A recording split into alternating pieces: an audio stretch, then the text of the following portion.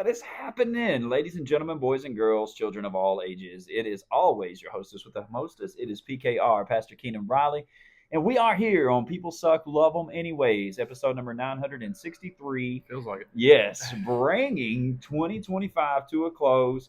This is Wednesday, December the 31st. It is the last day of 2025. I am joined by my sidekick, Nikki Nick, who's been with me for 3 years now almost over this entirety of People Suck, Love Them Anyways. And man, we bring another year to close, my friend. It's pretty crazy. Yeah, Crazy. time does not slow down. And literally, man, like literally, if we are fortunate enough to wake up tomorrow, guess what? January 1st, 2026. And 2026, man, seemed so far in the future as a kid, as a teenager, even as a young adult, man. 2026 seems so far in the future. And literally, like, we are stepping into it tomorrow. Yep. And that is insanity to me, how we get so caught up in life, so caught up in time, so caught up in everyday Routines. stuff, routines, man, that we literally let time pass us by. That's insanity. Yeah, it is. I mean, we've talked a lot over just, as the year has inched towards the end, we've Uh-huh. talked a lot about, I feel like on the podcast and in church services, about, being present in the moment and, Yeah. And stop trying to take things so fast and make things go so fast, not worrying about tomorrow or the next day or the next year or whatever, but being a little bit more present in the everyday moments of your life, being present with your family, being present at your workplace, being present everywhere that you go, not worrying about what you got to do tomorrow, also not worried about the past, and Right. as we move into 2026, there's, we know a lot of people, they set goals, New Year's resolutions, all that kind of stuff. But Yeah. as we know, you're not going to accomplish those if you carried last year 2025 mindsets into 2026. Right. You're not going to accomplish those things. And we've talked about that a lot as well. And so it's, it's been a long year. Right. It's been a very, very long year. And if you want to see change happen, you have to remember, to not get too wrapped up in worrying about tomorrow.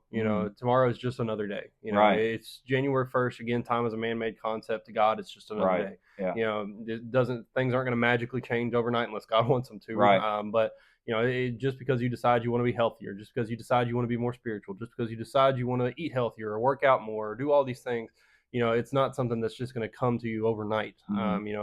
You can't take the laziness from 2025 and carry that over into 2026 and expect to do something different with it. Right. And so there's a lot of different things, if you've been listening this whole year to the episodes and all that, there's a lot of stuff we've talked about this year that, we want the people listening to grow. We want to grow. Right. We talk about these things because we struggle with it. Mhm. And so it's all about just, making sure that we go into this next year, it's a man-made time frame, 365 days man-made, but we and this is something that you'll hear a lot of self-help gurus per se, business leaders and things like that. They'll talk about, it's just another day. I mean, you could start your resolutions right now, or you Right. could have started them 3 weeks ago, Yeah. 4 weeks ago. Yeah. Test them out, give them a trial run, see how they're going to go before Right. you get into 2026 and fail before February. Right. And so it's just important, I think, if there are changes that you are wanting to make, you have to really take an inventory of your life, spend some time in prayer and, say, what do I not want to carry with me into 2026? Yeah, well, people are very finicky. I mean, if we've learned anything through the journey of just being a Christian in general, that people are very finicky, that they change with the seasons, they change with the time, they change with the weather, whatever you want to say. And so people change all the time. And one thing I was like, really, like, I was praying this morning and I was like, Lord, what do you kind of want to speak to me about? What is a message that I could transfer to people or that I could translate to people?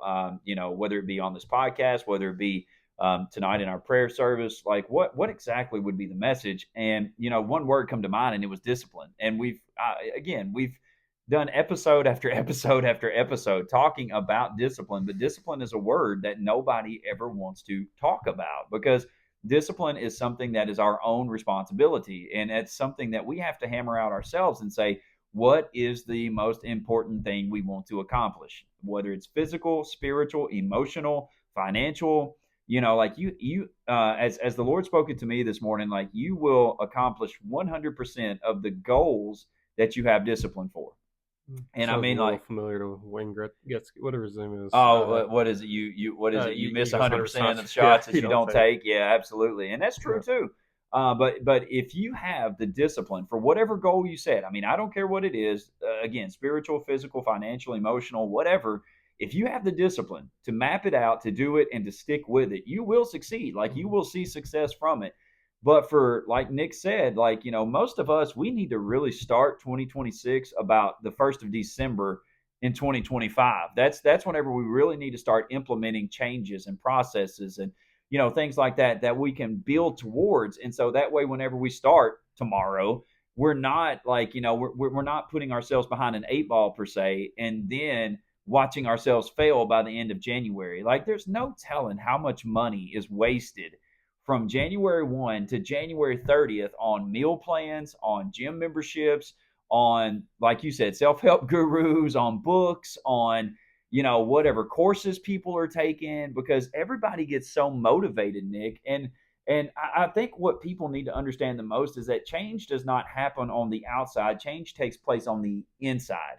And then it is Mhm. magnified on the outside by the choices that are made. But I think where we're so shallow as a society and as people and things like that, it's like we want to let people know that we've changed before we've actually changed. It's like January 1, bam, got the membership, Mhm. bam, got the food plan, got Here's the that meal bathroom plan. gym mirror selfie, Right, right right. there. Yeah, got the clothes, got the Mhm. new shoes, got and it's like, and we've spent five, six, $700, whatever, and we've not mentally prepared to make that change. We've not carved out the time to go to the gym. We've not done the research to figure out a workout plan. We've not tracked the food to make sure that we're going to lose weight. We've not done those things on internally, but yet we've bought the meal prep bowls but not the food. Mhm. It's like we've done all of these things on the outside that visualizes change, but we've not had the true transformation on the inside. And that takes me back to like Romans 12 too, where it's like, do not be conformed to the world, but yet be transformed by the renewing of what? Your mind. So it's like it's an internal situation that you have to decide before you actually show up tomorrow and be like, I'm gonna go spend. And I know we talked last week, Nick, about just about like going into debt, money, and like all this good stuff. But it's like that's something too that we really have to kind of like step back and go, man, like let me make this mind shift now. Let me go make this heart placement change now.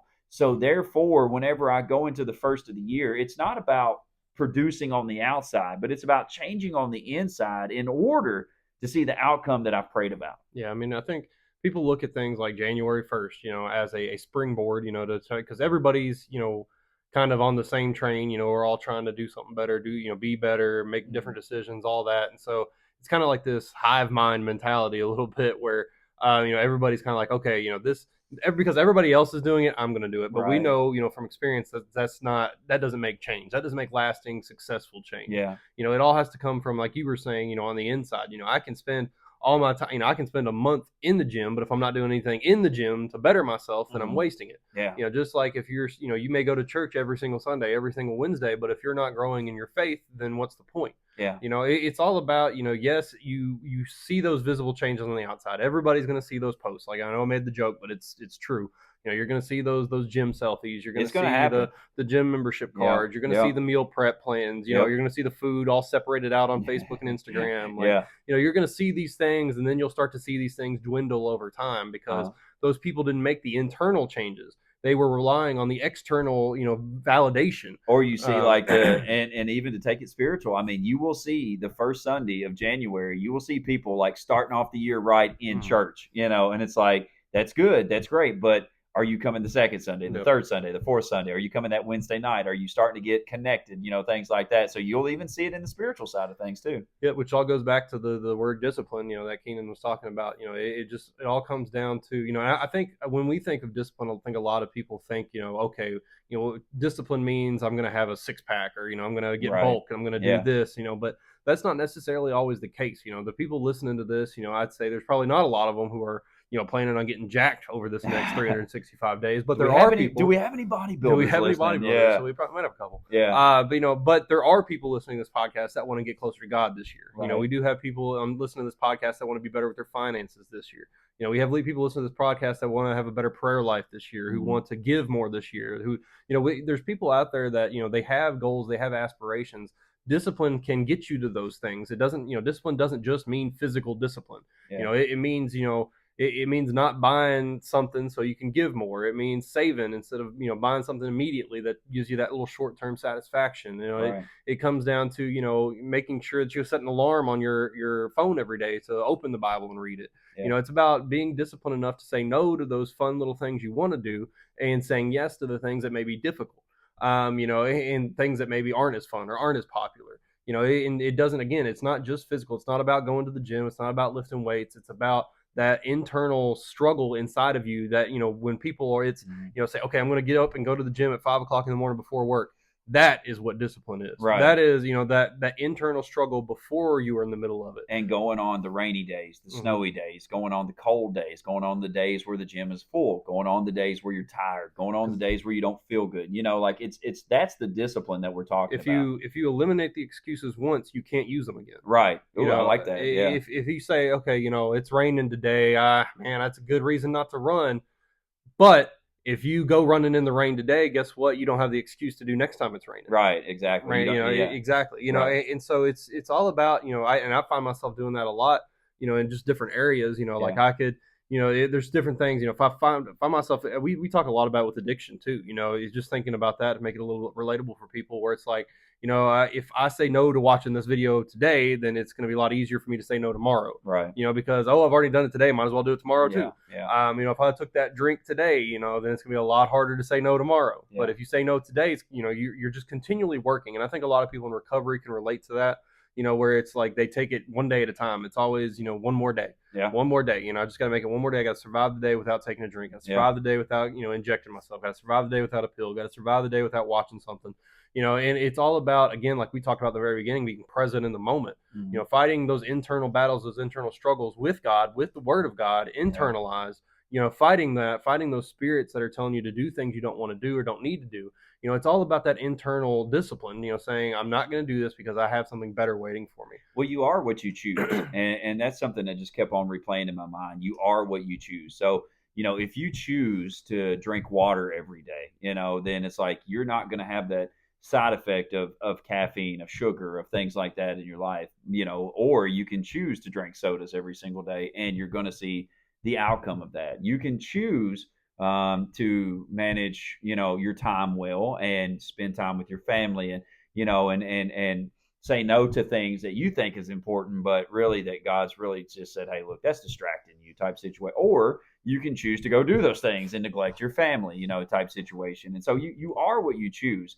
And whatever you want to choose, that's fine. But understand that your choices have consequences in the mix. And, it's like I feel like this episode really more is just about like, hey, look, like the change is out there if you want it, but you just have to go get it. And not only do you have to go get it, you have to stay disciplined in the fact of it. And to staying disciplined is really truly like showing up in those moments when it's not easy. That's the biggest thing. Like, and it's kind of funny because I feel like that everything that we want to accomplish as human beings, if it's physical and we want to lose weight and we want to do all of this stuff, it's like you are not going to wake up overnight and be 50 pounds lighter. It's not going to happen, unless you lose a limb during the middle of the night or something.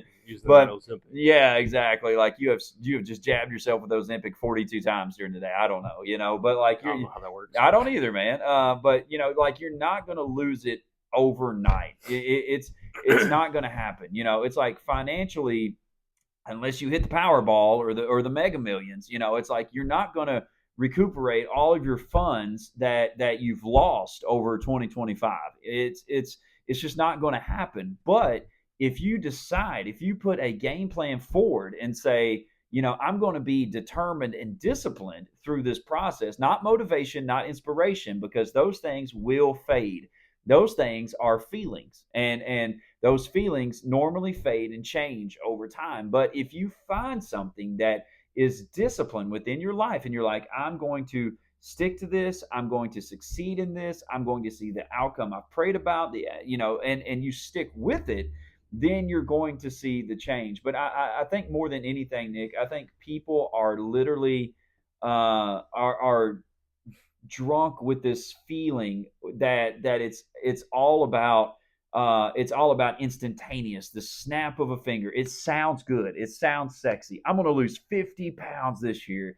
That sounds really nice until you're in the middle of the gym and you've lost 3 pounds and you've been going to the gym for 2 weeks, and you're like, only 47 more to go. I don't know how long I can do this. I tell people all the time not to try to be a self help guru or anything else, Nick, but it's like you have to set obtainable goals to Yeah. start with.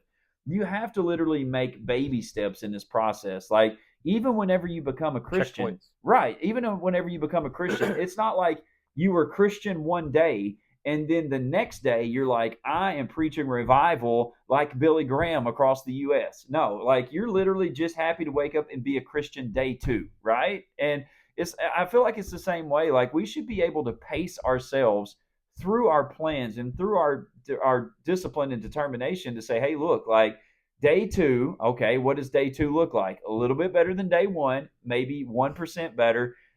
You hear those people talk about just get 1% better every single day. Just get 1% better. And if you start being 1% better every day, you're going to be 365% better by the Yeah, end of the year, like right? compound interest in a Right. good way. I think so. So for me, it's like maybe we should tell people, hey, look, like instead of setting these unobtainable goals and saying, like if you're literally a Christian and you've been a Christian for 2 months and you're like, I'm going to read the Bible from Genesis to Revelation in 2026.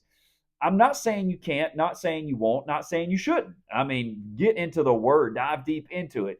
But an unobtainable goal is going to get you off track, disappointed, and maybe distracted from God. Mm. Like, let's start with reading a book of the Bible first. Let's start with translating some scripture. Start with that and then go from there. Yeah, I mean, we as human beings, we are constantly chasing that perfection mindset where it's like if I don't do it successfully 100% of the time, then I'm a failure and I just shouldn't do it. Yeah. It's like, if I miss one day going to the gym, then I'm a failure and I might as well not go because it is easier to miss the gym that second day if you've missed it one day. It's a lot easier to drink, if you decided to swear off soda, you drink one soda, you have a little cheat day, it's a lot easier to drink a soda the next day. Right. That is true, but we can't allow perfectionism to get under our skin and control our heart position, because we make mistakes. We're human beings. We fall short. We're not going to, we set a goal to run 365 days a year. That's not giving you much room for imperfection, right? And we are imperfect people. We will be imperfect people. Yeah. But what you also can't allow yourself to do is if you set a goal to run, once a day, for an hour or whatever, you can't allow missing a day to completely derail your progress. True. It's all about, giving yourself grace. We're really bad about giving ourselves grace, and we're bad about giving other people grace too. But I'd say we're almost as bad, if not worse, about giving ourselves grace sometimes. About making room in our own lives for those imperfections, for those mistakes, for those missed opportunities, right. And so it's all of, you're not going to see the results you want to see if you're that hard on yourself. Yeah. You want to be disciplined. You want to say, okay, I got to set this time aside. I got to set this, moment aside, these days aside to go to the gym, to read the Bible, to work out. So, I got to remove these songs from my playlist where I'm only listening to the worship songs. I've got to make these things, these changes. I've got to take these steps to get there. But when you have that moment of weakness, when you maybe fall back a little bit, you do something you shouldn't, you say something you shouldn't, you missed a day or whatever else, you can't allow that to completely derail you. I think my post tomorrow is going to say, do you make unobtainable goals so you can create easy excuses? Yeah. Like I think about that sometimes. It's like, we like start launching numbers out there and start launching vision out there. And vision is a cool thing. Don't get me wrong. I mean, what does the Bible say, right? A people without a vision perishes, right? So vision is a cool thing and we need vision. But we also need vision that I feel like that matches gosh, how can I say this and say, like, we need vision that matches our capabilities, right? Mm. I'm not saying take God out of it. God can do anything and everything. God can do exceedingly and abundantly more than what we could ever think, dream, or imagine. Like, that's who God is. God is Alpha, Omega, beginning, and like all that good stuff. I don't need to remind you who God is, but also oftentimes it's like we look at it and it's like, to me, if I was to be like, all right, here's this, I'm setting a goal for 2026 for Wishing Church, 500 plus members, a paid for sanctuary, expansion into a second place, and I'm setting all of these goals right for 2026, and it's like, bro, it's like, here's the deal with that. Like, I'm not saying God can't do it. I'm not saying don't work towards it. Yeah. But if you're starting to put timelines on these things and you're starting to really like navigate and be like, all right, man, we need this by this, and we need to do this by this, and we need to do this by this. And it's like, bro, you're going to get really deterred. You're going to get really distracted, and you're going to get really defeated really quickly. It's like I think an author that I watch and listen to, read and all that. His name is John Acuff. He talks a lot about basically saying, "Oh, I'm going to run a marathon in 3 months." Yeah. Basically like my goal for 2026 is by March I want to run my first marathon. Is that 26.2 or is that 13.1? Too many. Yeah, too many. I don't know what a marathon. It's either 13.1 or 26.2, but like you said, yeah. It's definitely too many. It's definitely too many. Yeah. And I think he said we set these insane goals. I'm going to run a marathon. I'm going to be ready to run a marathon by March. And Right. he's like, dude, you haven't put on a pair of running shoes since high school. You don't even know what feels good. Yeah, like, you ain't even put on a pair of shoes to even know what you can run in. Yeah, like, I mean, set a goal to get up and run every day before you set a goal to, run a marathon. He's like, do a half marathon, a 5K. It's like, anything. Find something, like these micro goals or these, little checkpoints, along the way to this bigger goal. Yeah. So that way, and because I think anybody can relate to this, if you have goals and you are checking off as you go, like say weightlifters I think can kind of wrap their head around this. If their goal is to bench press 500 pounds, once they hit 450 they're going to celebrate. Once they hit 475 they're going to celebrate. Right. It's setting those little milestones as you go along to say, look, I've accomplished this, and because I've accomplished this, I feel like I can accomplish that. Right. It's about pushing yourself towards and pushing yourself forward, but you can't set such a big goal and try to get to it so fast that it completely knocks the wind out of you. Right. Yeah, and if you do that, I mean, then, of course, you have not set a standard of discipline yet. And if you haven't set that standard, then, man, one knock of wind out of your sails and you're ready to just go back to port and stop and just go back. And that is where we see so many people fail at, because that is why, again, shout out Planet Fitness, man, because y'all have one of the best business models that I've ever seen. Like, you charge people, like, you can sign up online. You can sign up like so easy, right? And it's very cheap, 10, $20, whatever you want to pay. Very cheap, very easy to sign up. Very difficult to not pay anymore, because you have to go in to the establishment and cancel your membership. And what happens is 95% of the time, whenever people get the wind out of their sails, they don't go back into the gym, and they can't cancel it online, and they can't call it in. They have to come in order to do it. And guess what? They just keep taking that $20, bam, bam, bam, every month. And what do people do? It's just $20. I ain't worried about it. I'll go back to the gym. That mentality makes me throw up. I know. It's like, I'll go back to the gym sometime. Well, I've got it there in case I need it. And it's like, and people, like, basically Planet Fitness is like pumping people for $200, $300, every year. And there's no telling how many unused gym memberships, how many unused meal plans, how many unused shoes, clothes, whatever. And again, it's not just fitness. It's literally faith. There's no telling probably how many people bought new Bibles or got new Bibles for Christmas or got new literature. Got new literature for Christmas. And it's like, and it's not even opened. It's dust on it. And, and it's like, oh, I'm going to read the Bible. I'm going to dissect this, and I'm going to, do this. I'm going to write 22 sermons or like whatever. And it's like, you're setting yourself up for disaster instead of discipline, because of how you're coming out of the gate just on fire with no strategy, no direction, no nothing. It's like, part of discipline is direction. Part of discipline is strategy. Part of discipline is planning. Part of discipline is literally staying locked in. And God, we have so bad ADHD and everything else in this world these days that, it's difficult to stay locked into something. But we have this desire to see instantaneous success from the moment that we start. Let me curl one time, bam, I've got biceps. Yeah. Let me eat one salad, I've lost 12 pounds.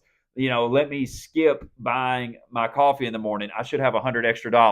It's like, we want this instant gratification from the choices that we make, but like everything that we want to accomplish takes time, Mhm. and we don't want to serve the time in order to see the progress. Exactly. And then we've talked about this time and time again, different episodes, different sermons, things of that nature. But, if you want to see change is possible, It let's start is. there. Change is possible. You can do better. You can be better. You can be healthier. You can be better with your finances.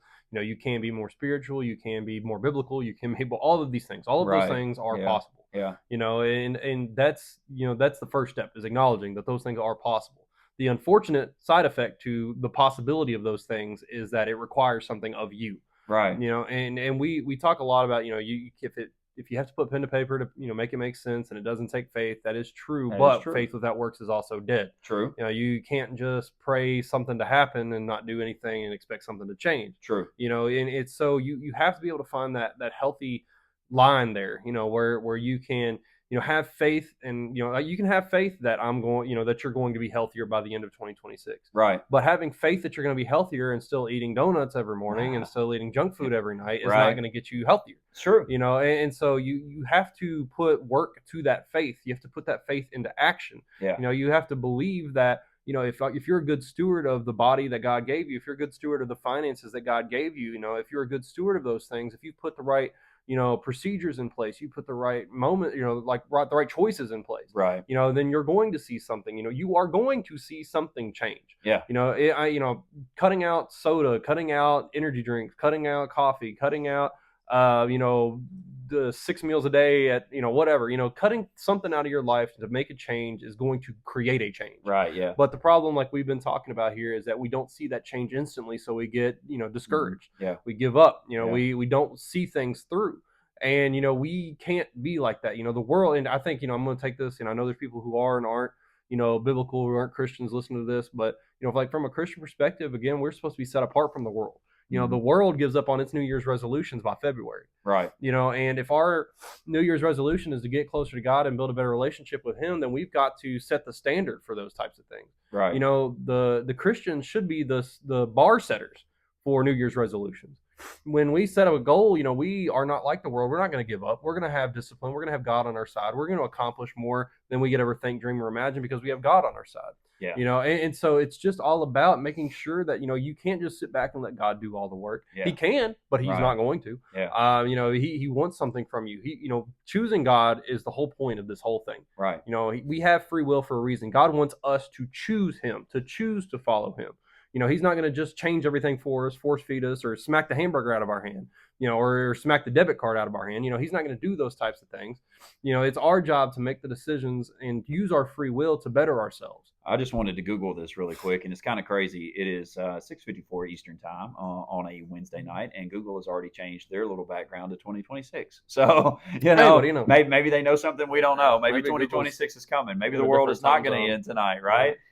Type situation. But I just typed in percentage of New Year's resolutions that fail, and I thought it was about 80%. Yeah, I thought it was about 80%. But listen, this is just AI overview on Google. It says most New Year's resolutions fail, with statistics showing high failure rates, often around 80 to 90% by mid-February, and only about 9 to 10% of people actually achieving their goals by year's end. Common reasons for failure include setting vague or unrealistic goals, lack of clear plans, and focusing too much on outcomes rather than building sustainable habits, with many giving up within the first few weeks.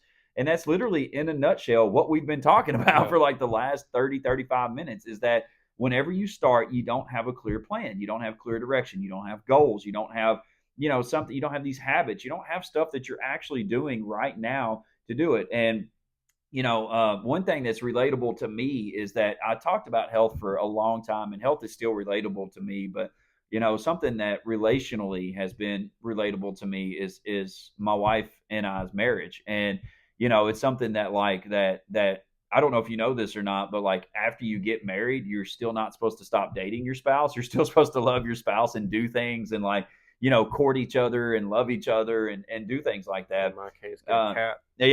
Which is a totally bad decision. And I'm pretty sure that you will be living somewhere else within 5 years. I can see it. If you don't want your eyes and ears everybody and nose listening, to swell, pray me out of health. It's pretty insane. So his wife's going to become the old cat lady really quick, I feel like.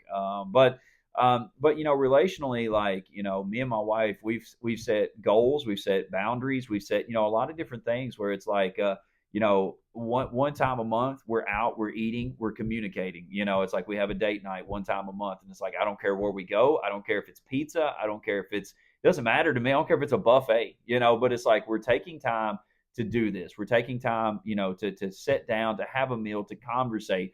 No more cell phones whenever we go to the bedroom at night to go to bed. No more cell phones. It's like we're talking, we're communicating, we're praying, it's like we're growing together. Things like that. No TV on, no nothing like that. Like it's like literally we're spending that time, that moment together. To connect. No decisions are made solo. It's like if there's a decision now, I'm not talking like go to the store and get some toilet paper. I'm talking like if there's a Should we go decision, Charmin or should right, we right, go yeah. Angel Club? But if there's a decision to be made with the kids, if there's a decision to be made with our relationship or something with a household item or something like it's something that we talk about, and it's something that is like, hey, look, what do you think? What do I think? Let's get this together. And like literally, like whenever we start setting little goals like that inside of your marriage, it's like then you start seeing it on the outside of your marriage, and you start seeing it, and it's like, we were talking about it the other day, and it's like, man, it's like, look at how much different our kids act at home now, because now we're unified, now we're happy, now we're striving to be better with each other, and things like that. It's like, look at how different our kids act, look at how different the atmosphere is, look at things like that. And it's like that's really where I want to relate it back to you guys that are going to listen to this. It's like, if you take small, simple goals, man, not 50 pounds, 5 pounds, not $1,000, $10, not like let's start small with everything that you do, because that's what the Bible says, right? If you are faithful over a little, then God will make you a ruler over much. But here's the deal. I joke about this all the time, but I'm like, yeah, God just keeps me humble because He knows if I had all this stuff, like I'd just be acting stupid, like I joke about that. But it's like, really, if you are faithful over just a little bit, like you will watch God increase in your life. You will watch God give you a little more, a little more, a little more. And it's like, sometimes we don't even really have to ask for it, Nick. We just have to be good stewards of it, and He'll give us more in the process. And being good stewards is being disciplined. And I mean, I could go example after example in the Bible. I mean, you could go, the first person who stands out is David. Is literally David just being that little shepherd boy, doing his thing, showing up in the fields while his brothers are fighting, while his brothers are out there with Goliath. What's he doing? He's tending to his father's sheep. He's being a shepherd boy. He's fighting off lions, tigers, and bears. Oh my, right? He's like doing all of this stuff. And then whenever he shows up, God's like, bam, that's him. Anoint him next king of Israel. Well, what did David do? David just did small things every single day. He did the simple, small, mundane things that literally got him to be the next king of Israel. And I mean, there's so many different examples again through the Bible. That's just the first thing that came to my mind. But it's the same way in our physical, spiritual, emotional, financial life. Like if we do the small things, show up and do the small things every single day, they will lead to big results. One thing, man, I'll kick it back over to you. One thing that always stands out in my mind, I know you've probably seen it. I'm sure probably most people who listen to this has probably seen it. But the speech that the naval officer or somebody gave during graduation, talking about getting up and making the bed every morning, like making the bed every single morning. It started out so small, but it changed the direction. I don't know if it was his life. I don't know if it was somebody's life he was talking about. But go and listen. Like just search it up on YouTube about with that speech about making the bed and graduation. And I promise you, like whenever you hear it, you're like, wow. You're like, life changed just because you made a bed. And it's like, no, life didn't change because you made a bed. Life changed because you were disciplined, because you started making choices, and choices led to consequences, and consequences led to actions from your choices. Like that's where we really need to get to tonight. Yeah, a lot of people are just kind of operating in this world, and we talk about it, a lot, in kind of one-off situations. But I mean, a lot of us are really just kind of running through this life impulsively. Yeah. We don't really, we either act on impulse or we act out of routine, or we're just kind of flowing, right? Yeah. We're just kind of going through life. We're not making decisions. One of the best books I read was a book by Pastor Craig Rochelle over Life Church. He talked a lot in this book about pre-decisions, which is really just about deciding what you're going to do before you have to do it. Yeah. The most relatable example I can kind of help people see with this is like a fire drill, for example. Like before there's an actual fire, you know what you're going to do. Right. Okay, if we have a fire, we're going to go to this location. If we have a bomb threat, we're going to go to this location. We're going to do this. Mm-hmm. I have stuff in this location for me because I'm going to need it because I'm going to be in there for a while. Right. It's about putting those things in place that will help write out the failures because you already know what you're going to do before you have to do that specific type of thing. Yeah. And I think about it, in the morning, you're trying to read the Bible more. Well, one thing you can do is you can set a Bible out, right in front of your bathroom mirror when you're brushing the teeth in the morning. It's right there in front of you. You can read while you're brushing the teeth. Right. You're making a decision that when I wake up, this is what I'm going to do.